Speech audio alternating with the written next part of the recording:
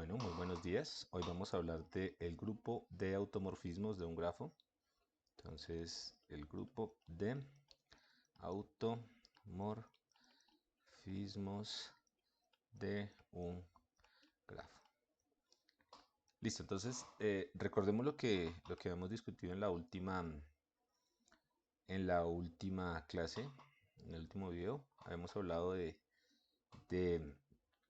que era un isomorfismo. Entonces, básicamente un isomorfismo es una herramienta que nos permite ver si dos grupos son lo mismo. Entonces, recuerden que los grupos tienen aquí unos elementos que se pueden operar entre sí y me dan otros elementos. Cada uno de estos elementos tiene una inversa y existe un elemento que es la identidad, ¿cierto? Entonces, una cosa importante cuando trabajamos con grupos, por lo menos grupos finitos, era que todas las operaciones o los resultados de las operaciones que hacíamos entre los elementos del grupo lo podíamos escribir como una tabla. Por otro lado, aquí tenemos otro grupo, por ejemplo, este grupo llamémoslo H y este grupo de acá llamémoslo G. Entonces, si este grupo, en el caso de grupos finitos, tiene unos elementos y esos elementos también los puedo operar para generar otros elementos y dentro de esos elementos existe un elemento identidad y cada uno de los elementos tiene su inversa. Entonces una pregunta natural que uno se puede hacer es si estos grupos están de alguna manera codificando lo mismo. Entonces este grupo también tendría una tabla de multiplicación. ¿Listo? Entonces, ¿cuál era la noción de isomorfismo entre grupos? Entonces nosotros escribíamos algo como que H era isomorfo a G si existía, me quedo aquí un poco raro, vamos los colores que son, vamos a escribir mejor, G era isomorfo, este simbolito pues nos está indicando que se parecen, ¿no? Que son lo mismo a H si existía un, una aplicación, una función 1 a 1, es decir, que asociar elementos de acá, un elemento de acá con un elemento de acá, exactamente uno con un elemento de ahí, tal que si yo cogía dos elementos, por ejemplo A y B, es decir, dos elementos de este conjunto acá en G, y los operaba, yo sé que cojo estos dos elementos y por la definición de grupo, eso debe estar también en el grupo G, ¿cierto? Entonces, ¿cuál es la gracia? Cuando yo opero estos dos elementos, si los opero y los mapeo a través de esta aplicación Theta,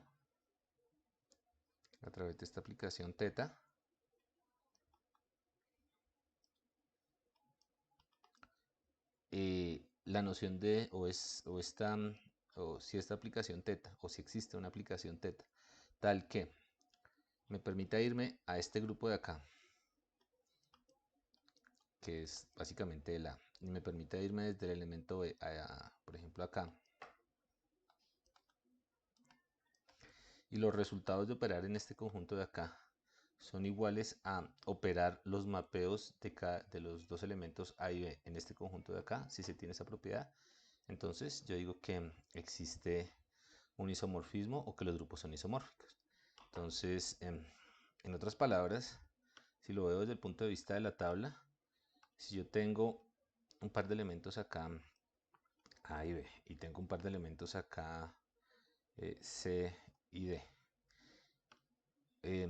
y yo para todos los elementos que tenga acá y todos los elementos que tenga acá y para todos los elementos que tenga acá y todos los elementos que tenga en esta tablita de acá, yo puedo construir una correspondencia. Esto es lo que nos está diciendo, es que existe una correspondencia entre los elementos del producto y el mapeo de los elementos individuales. Si existe una correspondencia que sea uno a uno, es decir, yo de alguna manera puedo identificar cada una de las entradas de la tabla. Recuerden que en la tabla lo que tenemos son los resultados de las operaciones. Entonces acá, por ejemplo, tendríamos AB y acá, por ejemplo, tendríamos CD.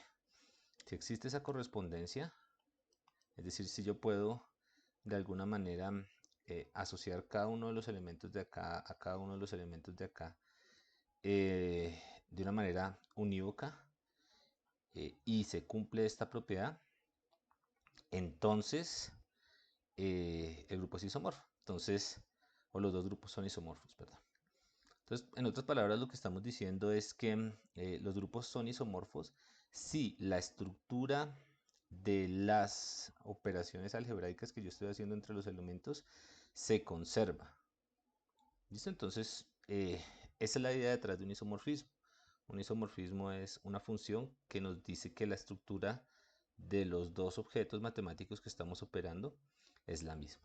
¿Listo? Entonces, con esta idea vamos a plantear un problema que es muy interesante desde el punto de vista computacional. Y nos vamos a dar cuenta que tiene mucho que ver con lo que nosotros hacemos usualmente en computación en grafos.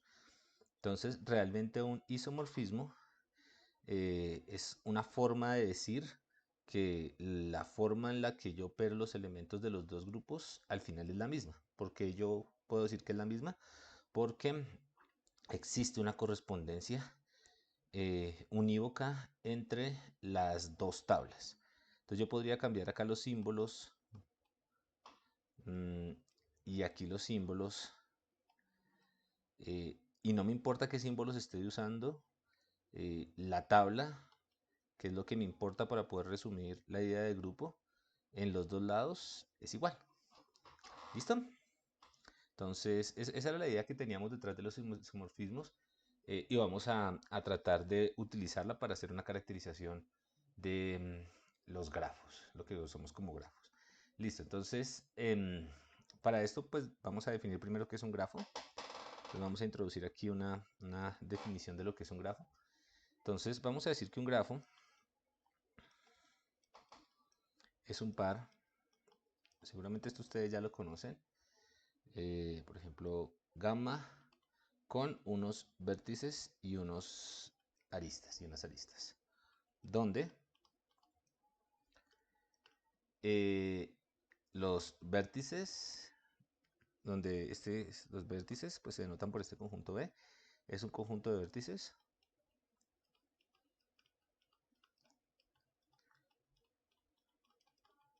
¿listo? Es un subconjunto con unos elementos que le llamamos vértices. Y la segunda propiedad es que este E, que son las aristas, es una colección de pares de vértices no ordenados. No ordenados, llamados pues edges o aristas.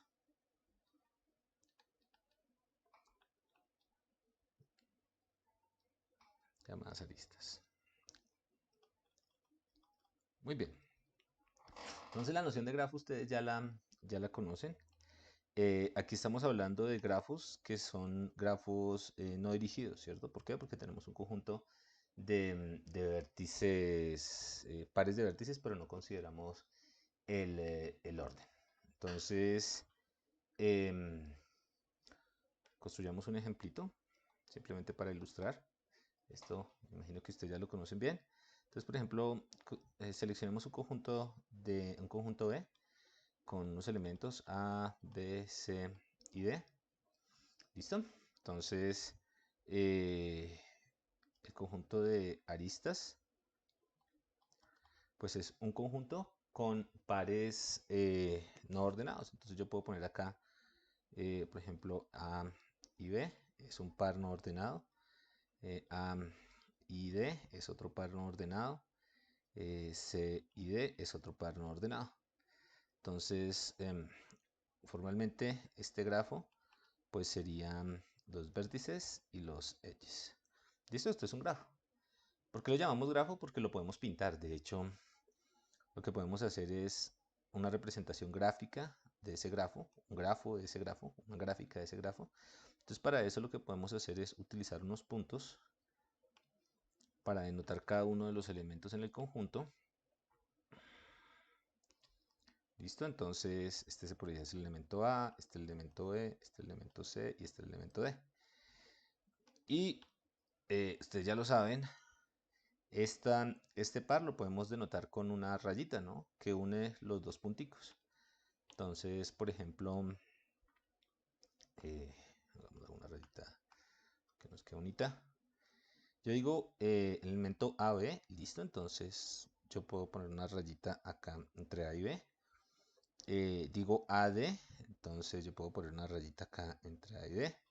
Digo CD, entonces yo puedo poner una rayita entre C y D. Listo, entonces este es un grafo. Esta es una representación gráfica de... esto de acá es una representación gráfica del grafo. ¿Ok? Entonces, generalmente uno está acostumbrado a verlo así, pero pues recuerden que lo que hay por detrás es una estructura discreta. ¿Listo? Entonces, vamos a decir algunas otras cosas con sobre el grafo.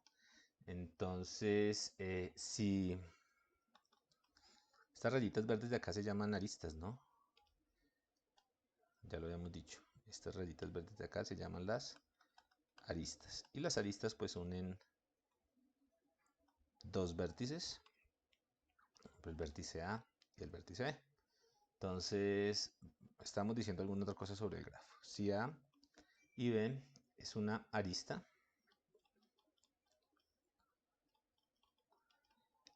entonces decimos que A es adyacente a B.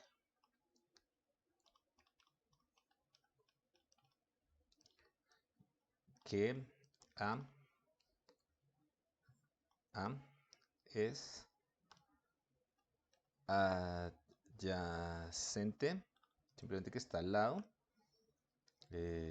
a B. ¿Listo? Entonces, que A es adyacente a B.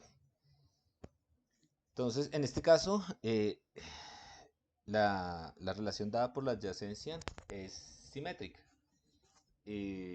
¿Por qué? Porque si A es adyacente a B, B es adyacente a A, porque en la definición de grafo que dimos, pues simplemente dijimos que estamos hablando de pares no ordenados. Entonces, que A esté en un edge con B es igual a que B esté en un edge con A, porque no nos importa el orden. Si nos importara el orden, pues tendríamos un grafo dirigido, ¿cierto? Esta relación de esta manera es simétrica y vamos a escribir esto mismo, que A es adyacente a B. En algún momento lo vamos a escribir como que A es adyacente a B. Y eso quiere decir que A, la parejita A y B, se encuentra en el conjunto de las aristas. Muy bien, hasta aquí no hay nada raro. Quizás ustedes lo conozcan. Eh, Acá hay una cosa interesante y es la siguiente. Recuerden que esta de acá es una representación de esta estructura discreta de acá, pero yo podría hacer otra representación. De hecho, yo podría escribir algo como A, B, C y D, y A, B, C y D. Y podría construir una tabla como esta y podría llenarla con unos en las entradas donde esa pareja existe dentro del conjunto de Edge. Por ejemplo, la pareja AB existe dentro del conjunto de Edge. Entonces yo podría decir que la pareja AB existe dentro del conjunto de Edge. Pero si AB existe dentro del conjunto de Edge, BA también existe dentro del conjunto de Edge. ¿Qué otra pareja existiría dentro del conjunto de Edge? AD existe dentro del conjunto de Edge. Eso quiere decir que DA existe dentro del conjunto de Edge. DA existe dentro del conjunto de Edge. Y CD existe dentro del conjunto de Edge. CD existe dentro del conjunto de Edge. y como hablamos de pares no ordenados, este también existiría, ¿cierto? Entonces, aquí hay algo que es curioso, ¿no? Nos empezamos a dar cuenta que tenemos una especie de tabla de multiplicación. Pues, de hecho, esto se llama la matriz de adyacencia, ¿cierto? Todos lo sabemos. Adyacencia. Pero una cosa curiosa de la matriz de adyacencia es que de alguna manera nos está recordando a lo que estábamos trabajando sobre las tablas de multiplicación.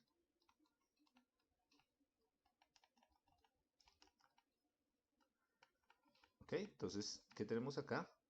Tenemos pues, algo que podría recordarnos a eso, ¿no? Solo que en las tablas de multiplicación nosotros acá teníamos otros elementos, ¿no?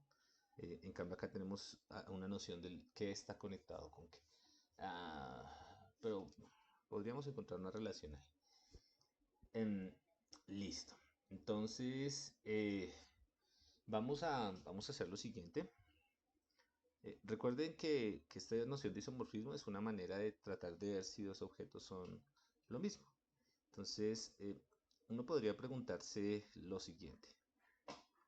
Entonces, observemos este grafo. Lo voy a representar de la forma gráfica.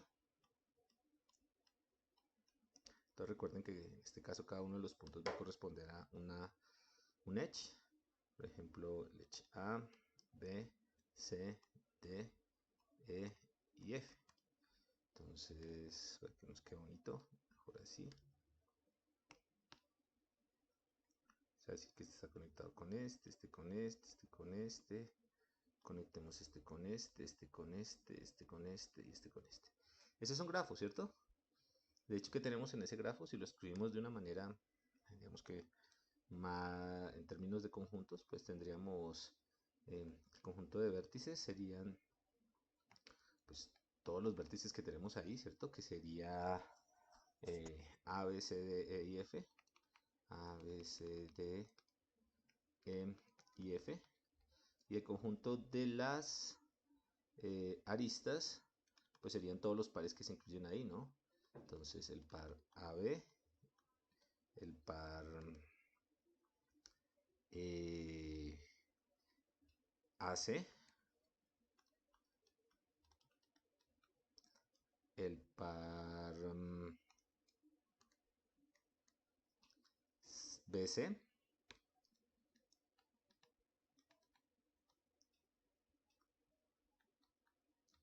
el par CD, el par DE, el par DF y el par EF. ¿Listo? Entonces contemos cuántos tenemos acá. ¿Cuántas aristas tenemos? 1, 2, 3. Segundo acá.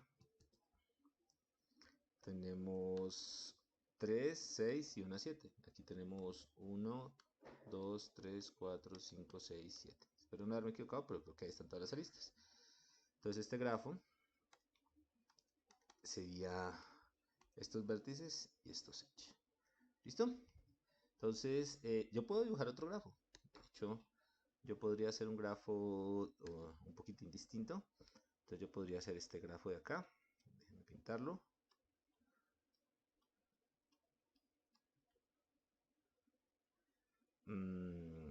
Primero lo pinto a ver si sale bonito. Aquí pongámoslo en negrita. Este en negrita. Este en negrita. A ver.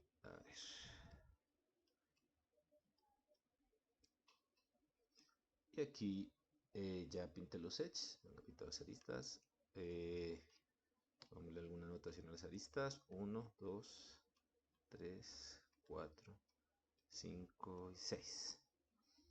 ¿Listo? Entonces tenemos dos grafos. De hecho, ese otro grafo también lo puedo dibujar. Entonces tenemos aquí un B1, un E1, un aquí para poner un poquito de notación, un B1 y un E1. ¿Listo? Este grafo de acá también lo puedo escribir, ¿cierto? Entonces, escribámoslo acá. B2. Entonces sus vértices serían 1, 2, 3, 4, 5 y 6. Y sus edge serían 1, 2, ¿cierto? Hasta ahí. 2, 6. 1, 6. 2, 4. O 4, 2, no importa. Porque son ordenados. 3, 4. 3, 5. Y 4, 5. Entonces, aquí tengo este conjunto y con ese conjunto yo puedo formar pues otro conjunto, ¿no? Otro grafo. ¿Cierto? Gamma 2, B2, E2. Listo, entonces tenemos dos estructuras que son discretas. Esta de acá que tiene este dibujo y esta de acá que tiene este otro dibujo. Entonces, igual que a cada uno le gustaría preguntarse si existe un isomorfismo entre los grafos, es decir, si los grafos son lo mismo. Ok, para que los grafos sean lo mismo, nosotros deberíamos poder construir una correspondencia entre los elementos. Entonces, necesitaríamos construir alguna función que nos permitiera hacer que los elementos correspondieran. Antes de plantearla formalmente, observemos lo siguiente. Primero, no pensemos en el isomorfismo, estas cosas, sino pensemos en si los grafos son iguales. Si los grafos son iguales, debería haber una correspondencia unívoca entre los dos grafos. Y si hay una correspondencia unívoca entre los dos grafos, yo debería poderlos dibujar uno al lado del otro y deberían verse más o menos lo mismo. Entonces pensemos si nosotros podemos cambiar esta representación gráfica de acá a acá o esta de acá a acá, de tal manera que se vean iguales. Entonces, lo primero que tenemos que observar es que al final estos solo son símbolos. Desde que nosotros no cambiemos estos, no cambiemos, no reduzcamos el número de símbolos, no aumentemos el número de símbolos y no cambiemos los enlaces entre estos símbolos, este grafo pues no necesariamente va a cambiar, ¿cierto? Yo podría pintar esto un poquito más arriba, esta parte un poco más arriba, un poco más abajo y sigue siendo el mismo grafo. Está representando la misma estructura discreta. Entonces yo geométricamente voy a poder cambiar este grafo de acá y hacerle lo que quiera. Entonces vamos a hacer lo siguiente. Por ejemplo, vamos a coger este pedazo de acá y nos vamos a dar cuenta que aquí estamos pegando tres vértices. Entonces podríamos coger, por ejemplo, estos tres vértices de acá, este de acá, este de acá, este de acá, y darnos cuenta que ahí tenemos la misma estructura de conectividad, estamos conectando los mismos vértices. ¿Listo? Por otro lado tenemos algo que es similar, ¿no? Este de acá sería, siguiendo la misma idea, sería, creo yo, este de acá y este de acá. Entonces tenemos como dos triangulitos conectados por una barra. Entonces, ¿qué sería esta barra de acá? Pues podría ser esta barra de acá, ¿cierto? Entonces, de esta manera, limpiamos un poco el grafo. De esta manera, si yo cojo este pedazo de acá y lo saco de adentro del triángulo, no estoy cambiando de ninguna forma la conectividad. Y si roto un poco estas dos cosas, pues yo puedo construir algo así. Si lo saco, entonces me quedaría, por lo que voy a hacer acá, me quedaría este triangulito que era el de afuera, supongamos que es el de afuera, me quedaría un palito acá y me quedaría esto de acá. Y si lo roto un poco, tengo exactamente este grafo de acá. ¿Listo? Entonces, ¿qué hice yo? Pues simplemente estoy respondiendo si el grafo es igual. El grafo es igual cuando la estructura de conectividad es igual. Entonces, de hecho, si yo hago eso de ahí, yo podría decir, voy a volverlo a dibujar. Yo podría decir, saco el triangulito y lo dejo así. 1, 2 y 6. Conecto este punto, o sea, el triángulo exterior. Conecto este punto acá que sería el 4. Y formo otro triangulito. Con 3 y 5. Entonces, uno está conectado con 2 en el original. Entonces lo dejo conectado. Uno está conectado con 6. Y 6 está conectado con 2. En el triángulo de adentro, 3 está conectado con 4. 4 está conectado con 5. Y 5 está conectado con 3. Mírenlo acá. 5 está conectado con 3. Y finalmente nos queda hacer la conexión entre 2 y 4. Ok. Si rotamos esto un poco, podríamos hacer algo como esto. Estamos haciéndolo despacio para entender. Podríamos poner el 4 acá, el 2 acá, el 1 acá y el 6 acá, por ejemplo.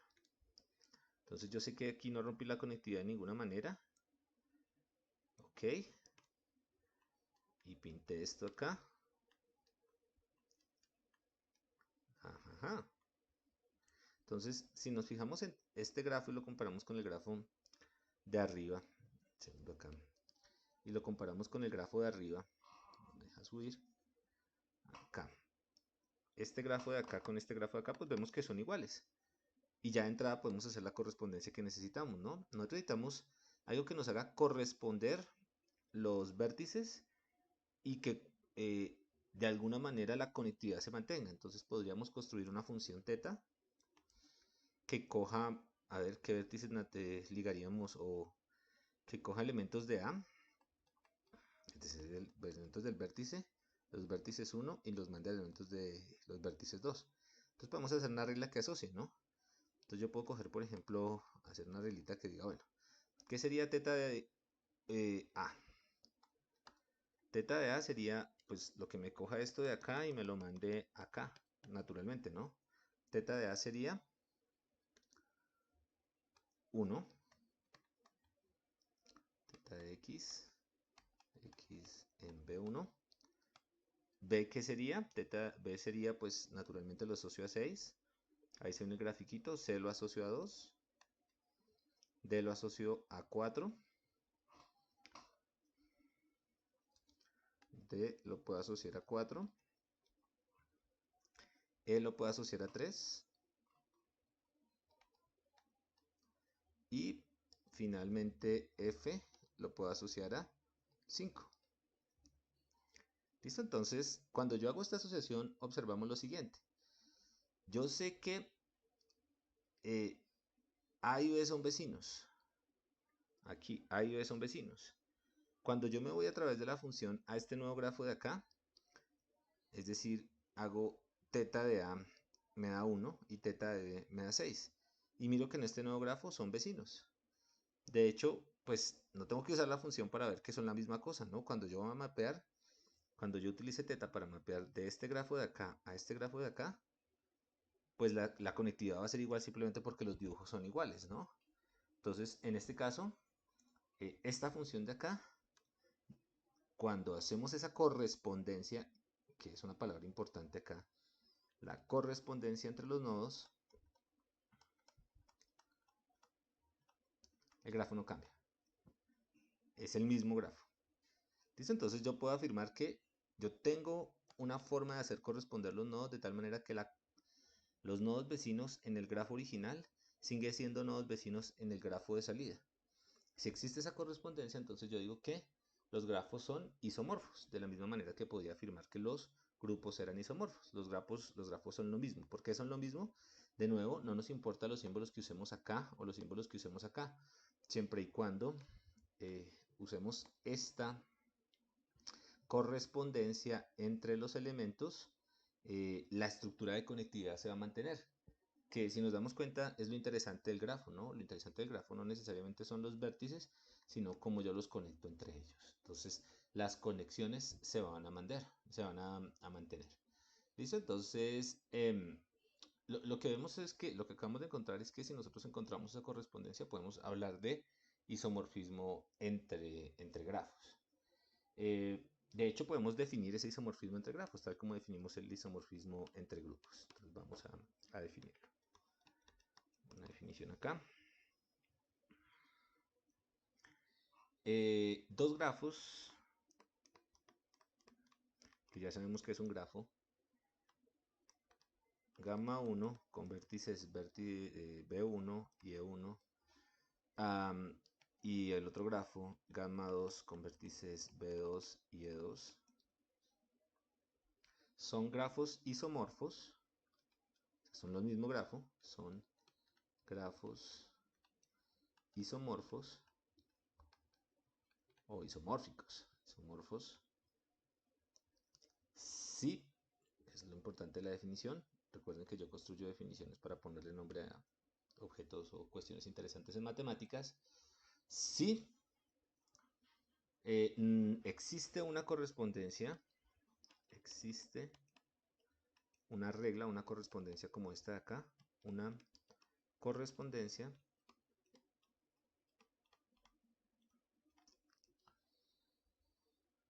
teta que nos mande elementos de b sub 1 a b sub 2, tal que cuando yo uso la correspondencia para irme de un lado de un grafo de gamma 1 a gamma 2, la estructura de conectividad no cambia. En otras palabras, tal que si A es adyacente a B, o que A es adyacente a B, sí, solo sí,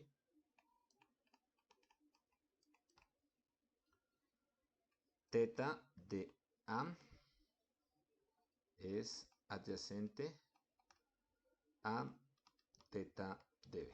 Entonces, ¿por qué estamos hablando de lo mismo? ¿Qué significa que sean adyacentes? Significa que están en este conjunto de los H. Entonces, todos los elementos que son adyacentes, cuando los mapeo a través de teta, todos los elementos que son adyacentes en este conjunto de acá, cuando los mapeo a través de teta, pues me quedan como elementos de este conjunto, de este grafo de acá. De este grafo de acá. Entonces, cuando yo utilizo el mapeo para eh, pasarme a elementos que están en gamma 2, en ese nuevo grafo, los elementos de gamma 2 siguen siendo adyacentes. Pero esto es un sí, solo sí, entonces lo tengo en esta dirección y también lo tengo en la otra. ¿Cómo lo leo en la otra dirección? Si yo tengo dos elementos, por ejemplo, A y B en, B sub 2 y A es adyacente a B, entonces eso implica que teta a la menos 1 de A es adyacente a teta a la menos 1 de B. ¿Y qué es este teta a la menos 1? Recuerden que estas son funciones 1 a 1, y si son funciones 1 a 1, son correspondencias unívocas entre los elementos del conjunto B1 y B2. Entonces, tal como yo puedo ir, yo puedo regresar. ¿Cómo regreso? Con la inversa. Entonces, ok, entonces ya tendríamos nuestra definición un poco más formal. Entonces, ¿qué necesito hacer para probar que dos grafos son isomorfos? En principio, una de las cosas que podría hacer sería encontrar esta correspondencia 1 a 1 que me mantenga la estructura de conectividad, es decir, elementos adyacentes en el grafo gamma 1 se van a mapear a elementos adyacentes en el grafo gamma 2 a través de ese teta. Entonces, pues claramente esto es muy parecido a la definición que teníamos antes, ¿no? ¿Qué importa acá? La existencia de eh, la función que nos hace el mapeo. ¿Listo? Entonces, de hecho eso tiene un montón de implicaciones desde el punto de vista computacional y para allá vamos. Ah, ok, ya sabemos cuando dos grafos son isomorfos. Y vamos a ver algo que es un poco más curioso, ¿no? Cuando un grafo es parecido al mismo. Vamos a estudiar esa estructura. ¿Bajo qué condiciones el grafo es parecido al mismo? Suena rara la pregunta, pero para eso necesitamos definir una definición acá. Una correspondencia 1 a 1 de un conjunto X a sí mismo. Una correspondencia, esto ya lo hemos dicho en algún momento, correspondencia 1 a 1. Y esta es la parte que importa. De un conjunto X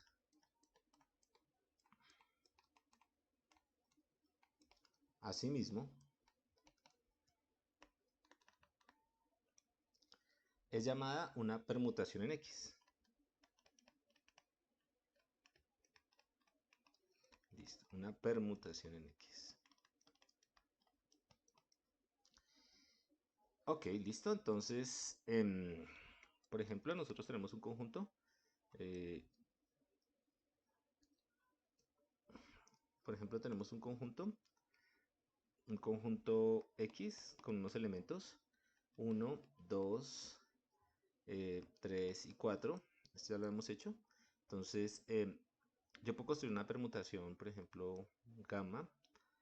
Y una permutación sería una función que nos manda elementos de X a X. Es decir, que nos coge elementos que están en el conjunto 1, 2, 3, 4 y los manda elementos que están en el conjunto 1, 2, 3 y 4. Esto lo podría pintar así. Voy a sacar dos copias de X, pero es el mismo X, ¿no? Entonces, por ejemplo, una permutación es una función 1 a 1. Es decir, es una función a la que a cada elemento del X le asigna un elemento de X. Es decir, si yo tengo esta flechita acá, le asigno un elemento acá y esta flechita es única para este elemento. Es decir, a 1 le asigné 2, pero si a 1 le asigné 2 es como si a 2 le hubiera asignado 1, porque como es una función 1 a 1, la flecha es única. Entonces aquí estoy diciendo a 1 le asigno 2, no, perdón, acá estoy diciendo algo raro. A 1 le asigno 2, es básicamente lo que estoy diciendo. Ok, perdón, voy a hacer algo aquí. A 1 le asigno 2, no quiero confundirlos. A 2 le asigno 3. A 3, por ejemplo, le asigno 1. Y a 4 le asigno el que nos quedó libre, que es 4. Entonces, ¿qué estoy haciendo? Yo estoy diciendo, por ejemplo, que cojo la secuencia 1, 2, 3 y 4. Lo voy a escribir de otra manera. Y a 1 lo voy a reemplazar por 2. Lo voy a permutar con 2. A 2 lo voy a intercambiar con 3. A 3 lo voy a intercambiar con 1. Y a 4 lo voy a intercambiar con nadie. Lo dejo y critico. ¿Listo? Entonces yo podría escribir esto mismo que escribí acá. Con este dibujito. De esta manera y de pronto suena un poco más compacto. Y esto de acá es una permutación. ¿Listo? Entonces uno se pregunta, bueno, ¿y qué tiene que ver la idea de permutación con la idea de isomorfismo? Y si nos fijamos un poco, lo clave acá es que eh, en el caso de isomorfismo, nosotros necesitamos que exista una correspondencia y aquí algo se nos olvidó, esta correspondencia, importantísimo. Lo dijimos tal vez, pero no lo escribimos. Teta debe ser 1 a 1. ¿Listo? Para que sea isomorfismo, teta tiene que ser 1 a 1. ¿Listo? Entonces, eso se parte de esta definición de acá. Creo que lo dijimos y aquí construimos nuestra correspondencia. Si no tenemos 1 a 1, una relación 1 a 1 podría a dos elementos de este conjunto de acá tocarle un solo elemento y ya no se tiene. Entonces, teta debe ser 1 a 1. Pero las correspondencias 1 a 1, según lo que acabamos de escribir, también se les llama permutaciones. Entonces, de pronto, el problema de encontrar una correspondencia, la correspondencia que nos haga, por ejemplo, que nos permita verificar si los grafos son isomorfos, se relaciona con la idea de encontrar una permutación. Porque una permutación es una correspondencia 1 a 1. Entonces, la idea es que las permutaciones son correspondencias 1 a 1 y los isomorfismos son correspondencias 1 a 1. ¿Listo? Solo que los isomorfismos son correspondencias entre dos conjuntos A y B, o entre dos estructuras matemáticas A y B, y las permutaciones son correspondencias entre X y X. Pero si yo quisiera estudiar si un conjunto tiene estructura parecida a sí mismo, o bajo qué condiciones tiene estructura parecida a sí mismo, de pronto sería una buena idea utilizar las permutaciones. Pero aquí estamos hablando con dos mecanismos, con dos lenguajes que son similares, ¿no? Aquí la diferencia es sobre los conjuntos en los que operan esas relaciones. Entonces ya tenemos el conjunto de permutaciones, ¿cierto? Este conjunto ustedes lo caracterizaron bien. No han caracterizado bien, por ejemplo, dado un conjunto X finito con cardinal n, ¿cuál es el número posible de permutaciones que yo puedo tener? Ya sabemos que es n factorial. Esto lo hacíamos en conteo, lo hacían ustedes antes en conteo, pero ahora nos va a interesar estudiar el conjunto con todas las permutaciones. Entonces el conjunto con la secuencia 1, 2 hasta n, el conjunto de la secuencia 2, 1 hasta n, etc. Todas estas secuencias que nosotros metemos acá pues corresponden a permutaciones. El nombre lo dice, permutar significa intercambiar los órdenes, que es básicamente lo que estamos haciendo acá. Pero los intercambios de los órdenes de secuencia, de los elementos de secuencias en conjuntos finitos, pues corresponden a mapeos 1 a 1. ¿Listo? Entonces vamos a hacer, vamos a decir lo siguiente, y es que el conjunto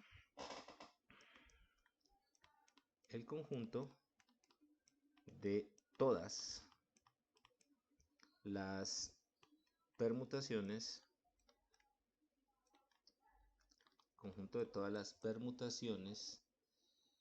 en X, en un conjunto X, es llamado el grupo simétrico, y ya le ponemos una notación, es llamado el grupo simétrico. ¿Cómo así que es un grupo? Ahorita lo estudiamos. El grupo simétrico. Y lo denotamos por simétrico de X. Listo, entonces, esta es una definición interesante, ¿no? Este es un concepto interesante. Nosotros tenemos un conjunto de elementos. Fijemos un n, por ejemplo, 1, 2 y 3. ¿Listo? Entonces, primero tratemos de entender esto en términos muy simples. Vamos a hablar del conjunto de todas las posibles permutaciones en X. Entonces construyamos el conjunto de todas las posibles permutaciones en X. Yo sé que el cardinal de este conjunto es 3, entonces yo debería tener 6 permutaciones, ¿cierto? Entonces, no es tan difícil de construir. Vamos a ver si lo podemos construir. Entonces, vamos a construir aquí un conjunto P, no sé, llamado de permutaciones. Entonces lo vamos a escribir como secuencias. Entonces, a ver, yo puedo coger el conjunto 1, 2, 3 y tal como hice acá atrás, yo puedo escribir la secuencia a la cual yo asigno los elementos. El 1 lo paso a qué, el 1 lo dejo como qué. Entonces, el 1 lo puedo dejar como 1, el 2 como 2 y el 3 como 3, ¿cierto? Entonces, mm, esta secuencia no intercambia nada, no permuta nada, pero es una secuencia válida, ¿cierto? Entonces, yo podría dejar acá el 1, el 2 y el 3, ¿listo? Entonces, cuando yo vea esto de acá, simplemente estoy diciendo, que la asignación del 1 es el 1, el 2 es el 2 y el 3 es el 3. De hecho, no hago nada. ¿Listo? Entonces podría, por ejemplo, intercambiar el 1 y el 2. Entonces yo intercambio el 1 del 2, es decir, el 1 lo dejo como 2 y el 2 lo dejo como 1 y el 3 lo dejo igual. ¿Esta es una permutación? Claro que es una permutación, es un intercambio entre los dos, es una función 1 a 1, tal como nuestra definición de permutación pedía, y nos saldría otra secuencia, ¿cierto? La secuencia 2, 1 y 3. ¿Listo? Otra permutación distinta. Entonces, por ejemplo, podría dejar al 1, 2, 3, lo podría asignar al... Este lo cambia acá y este lo cambia acá. Lo podría asignar al... Por ejemplo, 1, 3 y 2. Vamos a hacer otro intercambio distinto. Estos dos los cambié ahora. Y ese no lo teníamos antes en nuestra lista de permutaciones. Entonces, pues pongámoslo acá. 1, 3 y 2. Listo. Ahora vamos a ver si hay más. 1, 2 y 3. Podría intercambiarlos de los extremos, ¿cierto? Entonces, yo podría poner este acá y este otro... Uno ahí y el otro arribita, ¿listo? Entonces uno acá y el otro acá. Entonces me quedaría 3, 1 y el 2 queda fijo, ¿no? Entonces me quedaría 3, 2 y 1, ¿cierto? Ok. Hay más permutaciones, miremos a ver.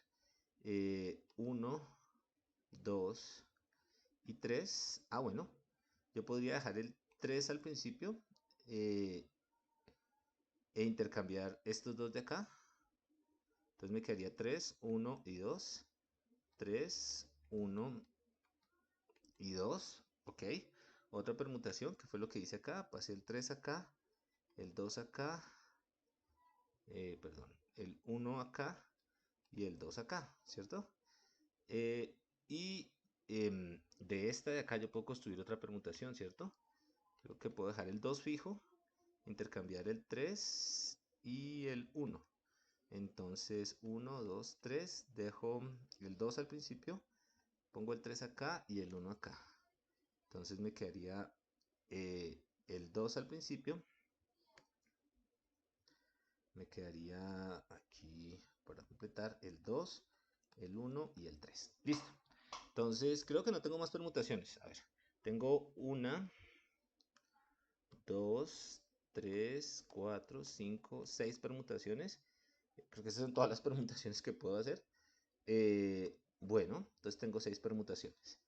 Entonces, lo primero que tengo que ver es si son permutaciones. ¿Qué es una permutación? Es una correspondencia 1 a 1 de un conjunto de X a sí mismo. A ver, aquí la correspondencia la hice. Sí, X es una correspondencia 1 a 1. Acá Fechila le toca un solo elemento. Si se tiene, acá también se tiene, se tiene, se tiene. Ah, se tiene en todos lados. Muy bien.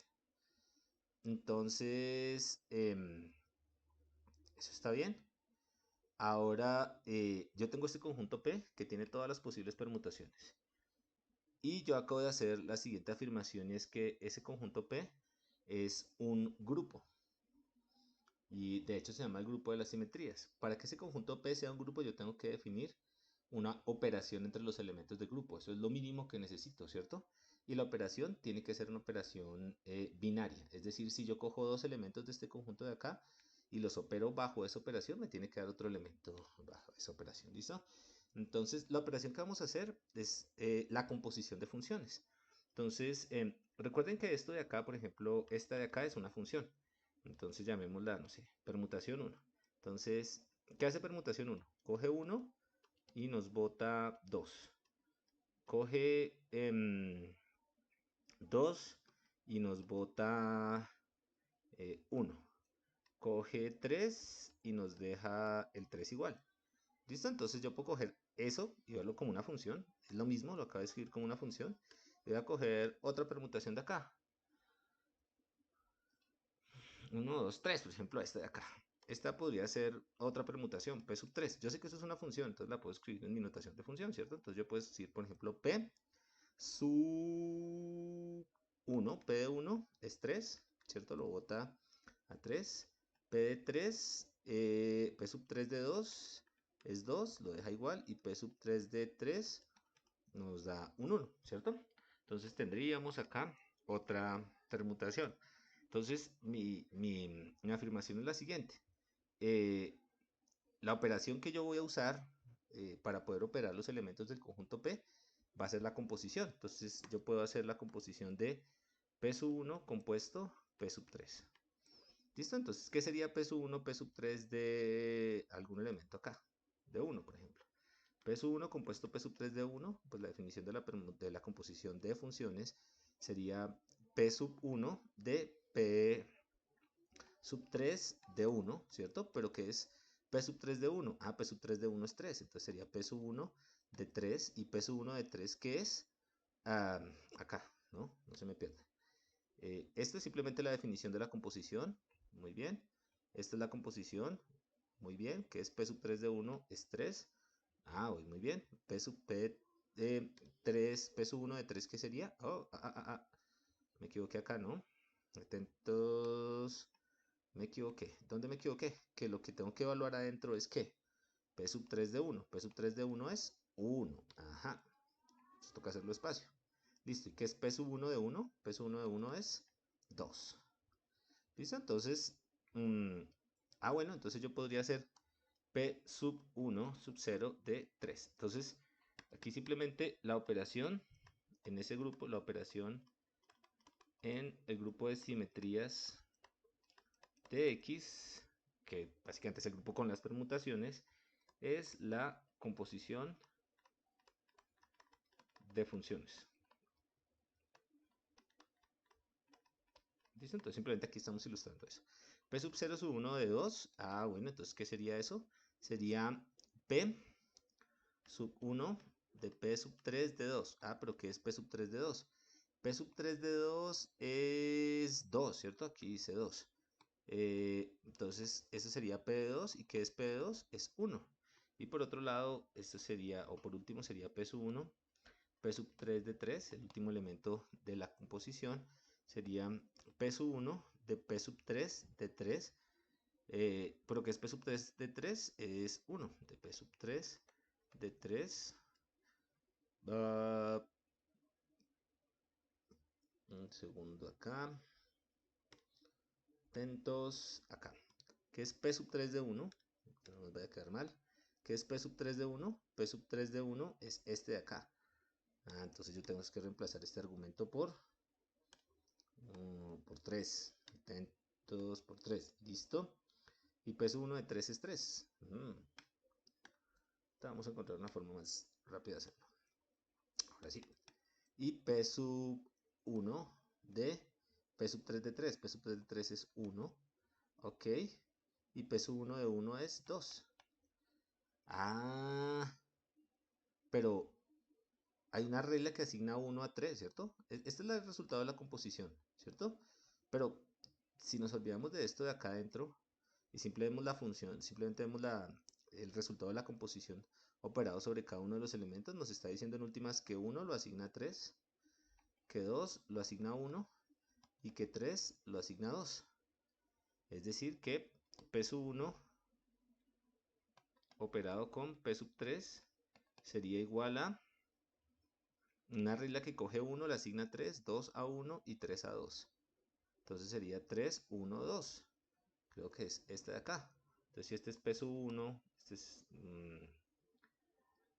este es P sub 0, este es P sub 1, P sub 2 y este es P sub 3.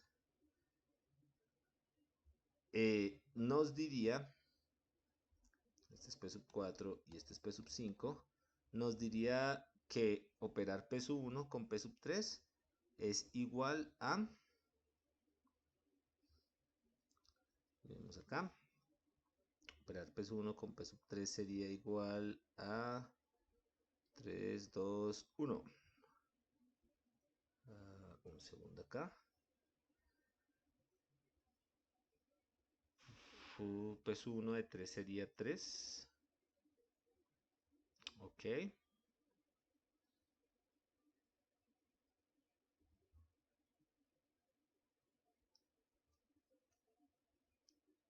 3, 1, 2 nos daría P sub 4, ¿cierto? Ok.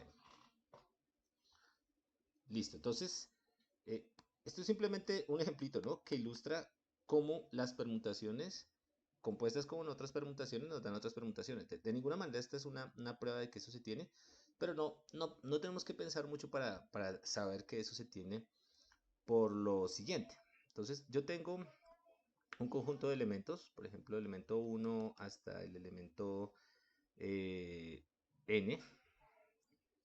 En este caso, pues 0 pues 1 de otra permutación. Tengo un elemento 1, el elemento 2 hasta el elemento n. ¿Y qué es una permutación? Una permutación, pues es simplemente reordenar estos números con unas flechitas, una para cada uno de los elementos, y hay una correspondencia unívoca entre estos elementos de acá y el mismo. Entonces voy a volver a escribir acá esto como, escribo de pronto horizontal, vertical, perdón, 1, 2, 3 hasta, no sé, n. 1, 2, 3 hasta, no sé, n. Entonces, la primera permutación es simplemente una regla que nos asigna algunos elementos acá, donde a cada uno de estos elementos de este conjunto le toca a uno de los elementos de este conjunto. Por otro lado,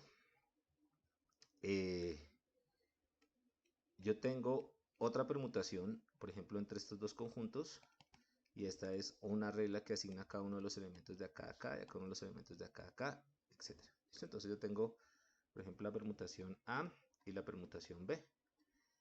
¿Qué es la composición? La composición es decir, bueno, yo voy a asignar este elemento, la salida de la función en este elemento, a esta función de acá. De hecho, este dibujito sería como más bien P sub B compuesto con P sub A o algo así. ¿Listo? Entonces, lo que les estoy diciendo es que la regla que asigna de manera unívoca un elemento de este conjunto a este conjunto, tiene una sola asignación cuando yo hago la asignación, cuando yo quiero evaluar a qué elemento le corresponde este elemento en este elemento de acá. Es decir, que esas reglas son únicas. Y como son únicas, al final esas reglas tienen que estar en el conjunto de las permutaciones. ¿Listo? De hecho, se puede probar de una manera más sencilla y es la composición de funciones 1 a 1, es una función 1 a 1. Pero pues me imagino que en algún momento ustedes lo probaron. Pero la idea es ver en este momento cómo las permutaciones corresponden a mapeos que son 1 a 1. ¿Listo? Entonces, es curioso porque ya tenemos una operación y de alguna manera estamos verificando que la operación es cerrada. El argumento, si lo quieren más formal, sería que una permutación es una función 1 a 1 y la composición de funciones 1 a 1 es una función 1 a 1. ¿Listo? Y sobre un conjunto, en este caso finito, pues tendríamos que esas funciones 1 a 1 deberían estar en el conjunto de las permutaciones porque el conjunto de las permutaciones contiene a todas las funciones 1 a 1. Muy bien. Entonces, pero dijimos algo más, dijimos que era un grupo. Entonces, para que sea un grupo necesitamos que haya un elemento dentro del grupo, que es precisamente ese que estoy diciendo, que sea nuestro E o nuestra identidad. Entonces, ¿qué significa hacer una permutación y componerla con otra y que nos dé la misma permutación? Entonces, ¿qué significa coger una permutación A y componerla con otra permutación E y que nos dé la misma permutación A? Sería pues intercambiar los elementos y después dejarlos quietos. Pero existe una permutación adentro que los deja quietos, que es precisamente en este caso, por ejemplo, esta permutación de acá. Entonces, existe una permutación identidad, que es la permutación que asigna los elementos a ellos mismos. ¿Listo? Por otro lado, eh, una pregunta interesante es, bueno, si cojo una permutación P sub A en el conjunto de todas las permutaciones, ¿será que existe para cada una de esas permutaciones una permutación que sea la inversa de esa permutación que nos permita recuperar o volverlo o no, o no hacerle nada? Entonces, pensemos cuál sería la inversa de una permutación. Entonces, cojamos una permutación arbitraria y nos vamos a dar cuenta cómo es la cosa. Entonces, por ejemplo, 1, 2 y 3. Entonces, hagamos una permutación. Dejemos estos acá. ¿Listo? La idea es que la pregunta es, un segundo acá, los colores nos ayudan. Entonces, la pregunta es, por ejemplo, un segundo acá. Lo quería hacer en colores distintos.